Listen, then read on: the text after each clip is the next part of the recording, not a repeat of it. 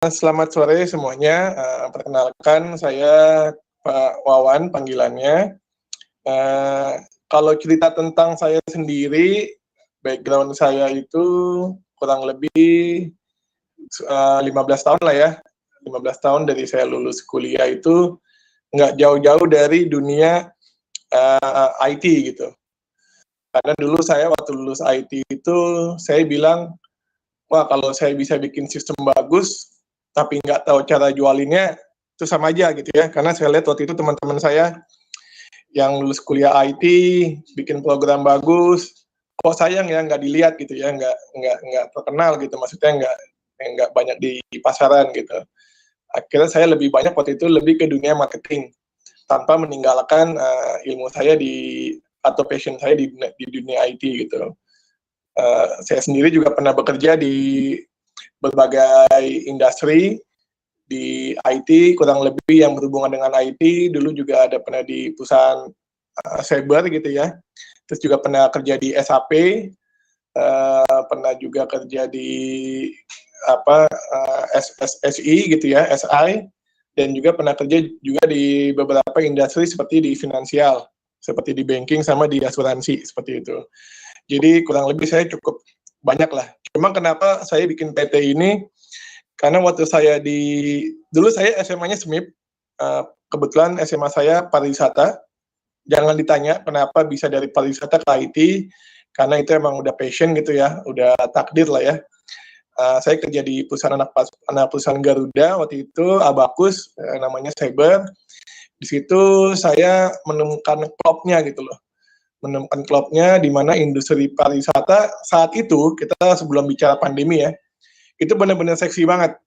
Istilahnya dulu tuh pariwisata itu udah kayak anak emas lah.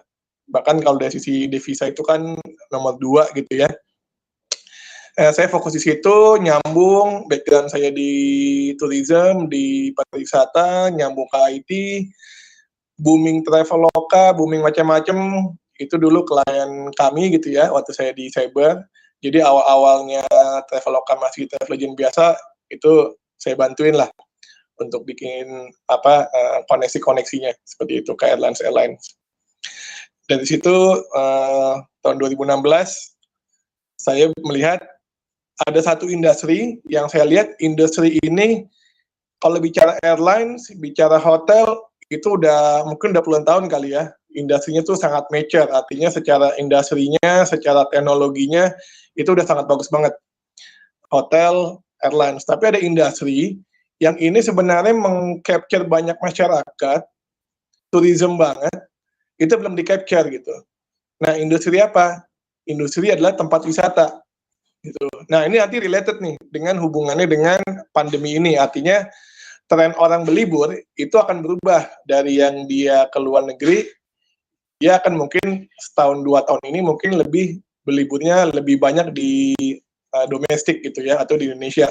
Sehingga mau nggak mau, industri tempat wisata ini yang ada sekitar kurang lebih 4.000 tempat wisata.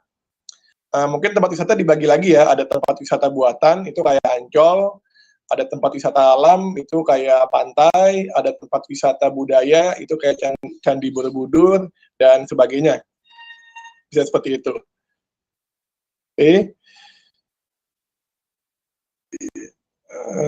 Slide berikutnya apa? Oke, tentang liburannya sendiri, basically saya waktu itu develop ini awalnya waktu itu untuk membantu salah satu tempat wisata di Jabodetabek lah, seperti itu. Jadi mereka ada isu-isu masalah fraud, ada isu masalah penjualan, isu masalah bagaimana meningkatkan pengunjung. Mereka selama ini nggak tahu siapa sih sebenarnya pembeli saya selama ini gitu ya. Nah, dengan ini kita coba beri solusinya.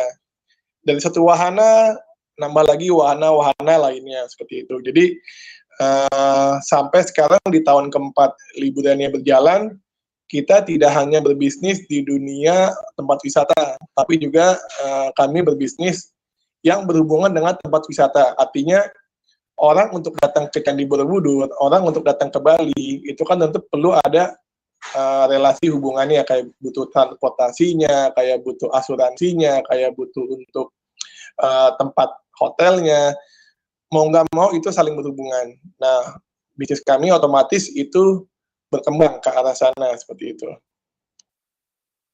Nah, bedanya bisnis kami ini sama yang lain, dan juga kenapa kami tidak mau terlalu menonjol. Mungkin kalau teman-teman lihat di website atau di lapangan gitu ya, kalau nama brand lain mungkin kelihatan gitu ya, ada A, ada B, ada C gitu ya. Kalau nama liburannya nggak akan muncul.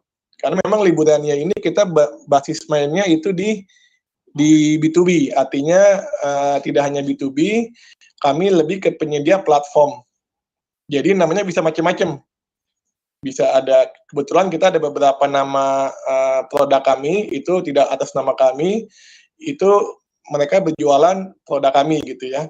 Jadi benar-benar nanti kalau misalkan teman-teman Mas, saya juga mau dong dibikinin platform seperti Liburannya untuk bisa connect ke tempat wisata, airlines, hotel, dan sebagainya. Itu kita bisa bikin. Kenapa saya bikin seperti itu? Karena kita pengen coba melihat tadi hubungannya sama analisis. Karena ada gap yang saya lihat antara supplier atau yang punya produk, itu kayak tempat wisata, hotel, itu mereka belum tahu tuh sebenarnya konsumen saya itu siapa sih sebenarnya gitu ya. Kapan mereka booking tempat saya? Bagaimana mereka menghubungi tempat bisnis saya gitu. Selama ini mereka hanya bisa langsung online atau melalui pihak ketiga, entah itu travel agent atau yang lain sebagainya. Nah, dari sini Liburannya mencoba menjembatani antara berbagai industri, mulai dari supplier yang punya produk, sama mereka-mereka yang berjualan, entah itu jualan langsung, entah itu mereka event organizer, entah itu mereka travel agent, entah itu I.O., entah itu mungkin sekolah, dan sebagainya, itu kita saling menghubungkan. Sehingga nanti otomatis tercipta ekosistem. Gitu. Nah, saya akan coba tunjukkan beberapa data, apa yang udah kita kolaborasi gitu ya, ke dalam satu laporan. Di sini mungkin selama ini bagi tempat wisata atau bagi tempat lain gitu ya, mereka mungkin hanya melihat data pengunjung. Kayak misalkan, oh hari ini, bulan ini pengunjung saya ada 1 juta orang, oh ada 500.000 orang. Tapi sebenarnya kenapa mereka datang, kapan mereka booking, itu nggak pernah ketahuan. Di sini dengan sistem Liburannya, kita udah bisa mencoba mengsimulasikan atau mencoba meng-capture dari big data yang ada. Kita lihat nih, sebelum mereka datang, tentu kan mereka akan memesan tiket dulu. Nah, di situ kita bisa melihat kapan sih waktu-waktunya mereka memesan tiket, misalkan memesan pesawat atau memesan hotel gitu ya, di jam berapa gitu. Karena ini penting, ini hubungannya dengan marketing gitu. Artinya, kalau dilihat dari data ini, itu bisa dilihat bahwa pengunjung itu atau konsumen itu rata-rata beli produk kita atau yang punya produk itu di saat waktu mereka lagi lenggang, mungkin di sekitar jam 12 paling banyak dan sekitar jam 10 seperti itu. Tentu ada juga yang booking jam 1 malam seperti itu gitu ya. Nah, di sini pentingnya tim marketing itu bisa melihat, oh jadi kalau saya memasang iklan misalkan di radio gitu ya, oh saya baiknya masang iklannya jam 11 atau jam 12 atau jam 1 atau jam 2, karena disitulah saat-saatnya si konsumen mereka searching, browsing, dan mungkin memesan langsung atas produk si supplier gitu. Nah, dari situ juga kita bisa melihat sebelum konsumen itu datang, ini contohnya di Wahana ya, di case saya ini di Wahana, sebenarnya sebelum mereka datang, di hari apa sih mereka paling banyak bookingnya gitu ya. Ternyata setelah kita coba ambil data di beberapa waktu, ini tidak waktunya mungkin kita tidak panjang gitu ya, mungkin sekitar 2 bulan atau 3 bulan, kita bisa lihat nih, ternyata orang itu lebih suka mesen tiket itu di hari Jumat gitu. Tapi ternyata ada juga di hari Rabu gitu. Jadi di hari Rabu Jumat ini yang waktu-waktu mereka ternyata, oh jadi mereka waktu luang itu atau waktu kosong itu persiapan beli tiket atau apa itu pas di hari Jumat. Dan nomor 2-nya itu dari Rabu gitu. Jadi sekali lagi untuk tim marketing atau tim Wahana, ketika mereka mau mengadakan marketing atau mereka mau mengadakan roadshow gitu ya, cobalah menempatkan marketing tools-nya itu di dua hari ini gitu, sehingga impact-nya itu bisa langsung kena gitu dengan penjualan seperti itu. Nah, yang ketiga itu kita juga nge-trace nih. Rata-rata orang yang datang ini pengunjungnya, mereka menggunakan apa sih waktu mereka pesen gitu ya, waktu mesen tiket, waktu mesen pesawat. Oh, kita bisa tahu nih ternyata pengguna paling banyak misalkan simpati gitu. Terus kedua, mungkin misalkan di situ ada Excel dan sebagainya gitu. Ini penting juga hubungannya dengan marketing atau mungkin buat yang punya produk, kalau kita mau kerjasama untuk mendapatkan revenue dan juga untuk mendapatkan pendapatan lainnya gitu ya. Oh, ternyata kalau saya mau kerjasama dengan operator, oh baiknya dengan operator A, dengan operator B, seperti itu. Jadi dengan harapan analisis ini kita bisa tingkatkan, terutama dengan masa pandemi ini, tentu orang untuk ke wahana kan sekarang lagi di shutdown ya, lagi nol lah kurang lebih gitu. Nah, cenderungnya nanti akan di slide berikutnya akan kelihatan itu berubah. Orang yang dulunya biasa walk-in gitu ya, datang langsung beli tiket, itu otomatis mereka sekarang harus lewat online, dan itu peningkatannya nanti akan beda lah, signifikan. Oke, di sini kita juga bisa lihat ternyata orang itu datang ke tempat wisata itu paling banyak di hari Minggu, kedua di hari Sabtu, dan ketiga di hari Rabu. Kenapa Rabu, bukan Jumat gitu ya, padahal di tempat wisata itu biasanya hari Jumat itu harganya paling murah dibandingin hari Senin ataupun hari Sabtu dan Minggu gitu ya. Nah, ini juga jadi big question juga gitu lah. Artinya dari sini kita bisa melihat nih, oh ternyata ada tren-tren tertentu gitu. Kenapa orang lebih suka kalau liburan itu dari Rabu, mungkin kalau Senin Selasa terlalu hektik, Kamis Jumat mungkin dia udah ada jadwal tempat lain dan sebagainya. Data-data analisis seperti itulah yang mungkin kita bisa gali lebih dalam gitu ya.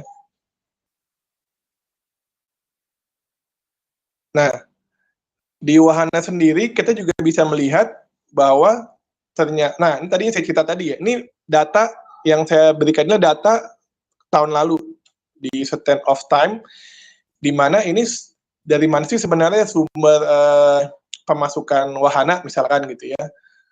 Ini kita ambil contoh dari salah satu wahana klien saya gitu ya. Nah, di situ kita bisa melihat bahwa ada yang 60% konsumen mereka itu datang melalui datang. Bahkan kita juga punya klien itu yang 95% itu datangnya lewat walk-in gitu loh, sama sekali nggak lewat agent, sama sekali nggak lewat online, karena mereka udah pede. Oh, saya nggak perlu promosi, saya udah orang pada datang gitu ke tempat saya. Tapi ada juga tempat-tempat yang mereka mungkin jauh, mungkin mereka aksesnya kurang, mereka harus kerja dua arah gitu. Tapi untuk mengetahui siapa mereka, dari mana mereka datang, itu udah kita dapatkan gitu. Ternyata ada yang 60% itu datang melalui walk-in, ada yang 30% itu datang melalui reseller. Nah, ini uniknya, mungkin kita udah dengar ya selama ini ya, ada OTA tertentu yang mereka promosi di sana sini. Ternyata kontribusi mereka terhadap tempat wisata, di salah satu tempat wisata, itu ternyata nggak besar. Itu mungkin hanya sekitar, kalau di data saya itu, untuk salah satu wahana itu hanya sekitar di bawah 10% lah, kurang lebih gitu. Justru yang lebih banyak itu, yang membawa market lebih banyak itu ada travel agent atau event organizer yang mereka udah punya market. Contoh misalkan event organizer A gitu. Oh, mereka ternyata selama ini udah punya market sekolah atau mungkin perusahaan-perusahaan yang itu sekali datang ke wahana itu bisa 10.000 orang, bisa 5.000 orang. Beda dengan yang online travel agent yang mungkin istilahnya ketengan gitu ya, 1, 2, 3, memang secara kuantitatif dia gede, bisa sampai puluhan ribu atau jutaan. Tapi kalau digabungin in total, OTA itu ternyata hanya menyumbang top 5 atau di urutan keempat atau kelima dari pendapatan revenue suatu wahana gitu. Ternyata mereka nomor 1 dari walk-in, dan mostly second revenue-nya itu didapat dari offline travel agent. Tinggal bagaimana nanti dari sisi kami, Liburania, kami juga udah bekerja sama dengan beberapa travel agent dan juga asosiasi, itu mereka kita bikin digitalize. Jadi bagaimana travel agent sekarang itu mereka tidak lagi offline jualan udah pakai sistem semua online. Jadi connect ke wahana pun itu juga udah pakai online. Jadi wahana itu sekarang centralized. Apalagi sekarang di musim pandemi ini kan mereka sudah membatasi hanya 50% saja orang yang boleh masuk ke wahana. Jadi otomatis wahana mau nggak mau mereka harus punya namanya sistem capacity management. Capacity management ini tidak hanya berbicara mengenai orang yang datang, tapi berbicara juga bagaimana pemesanan tiket mereka melalui segala macam channel penjualan itu tidak bentrok. Sehingga ketika ada yang pesan lewat OTA, ada yang lewat travel agent, ada yang lewat IO, ada yang lewat walk-in, itu semua bisa terintegrasikan ke dalam satu sistem. Seperti itu. Jadi bisa membatasi kunjungan wisatawannya gitu ya.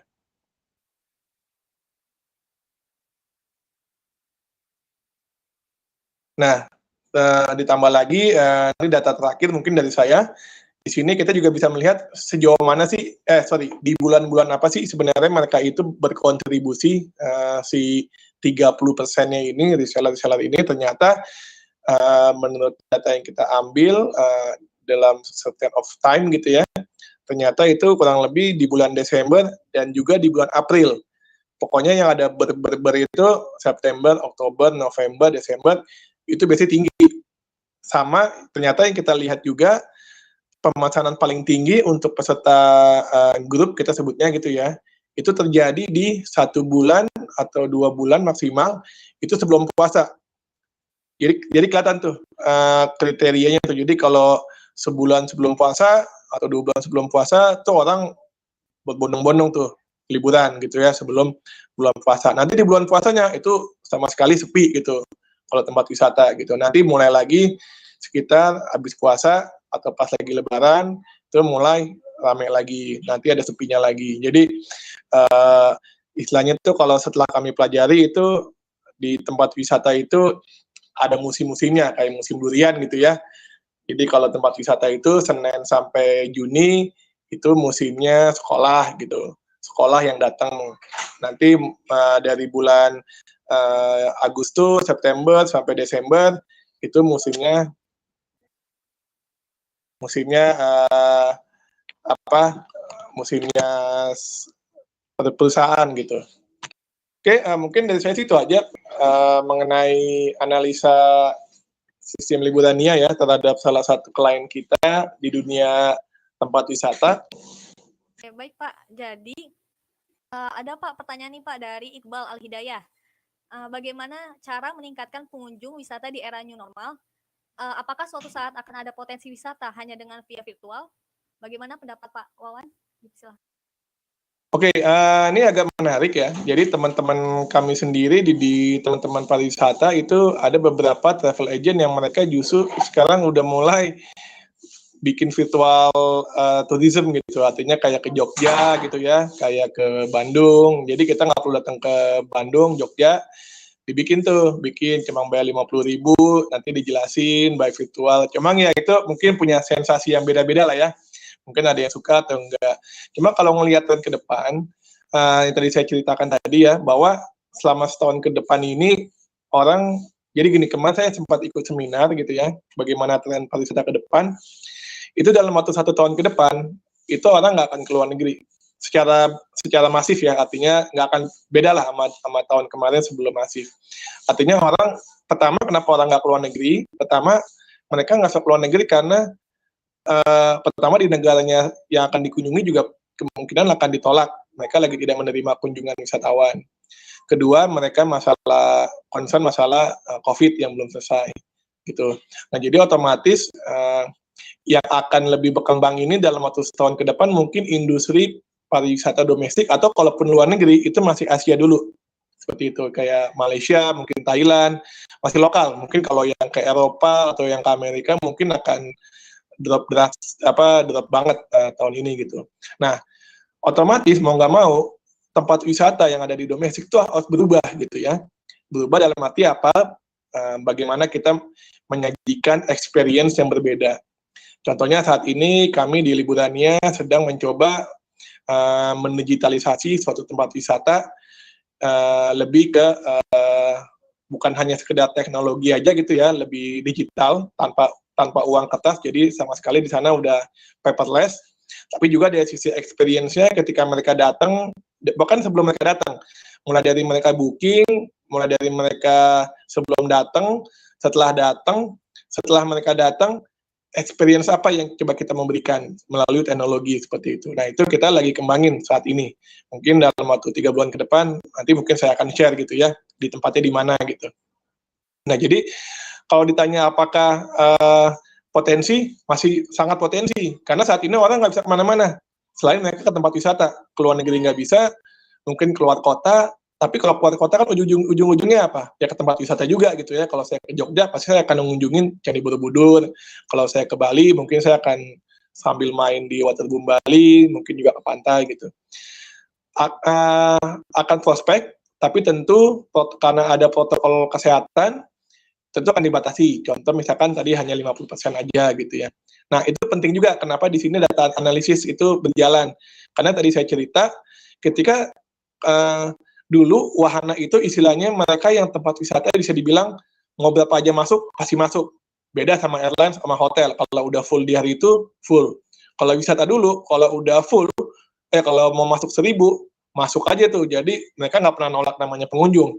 Tapi dengan gara-gara COVID ini gitu ya, itu akan berubah. Jadi tempat wisata pun juga mereka mau nggak mau butuh data, butuh sistem yang bisa melihat selama ini sudah banyak nggak pengunjung kita gitu ya. Udah full belum di hari ini. Nah, itulah perlu namanya analisis data yang dikumpulkan ke dalam satu sistem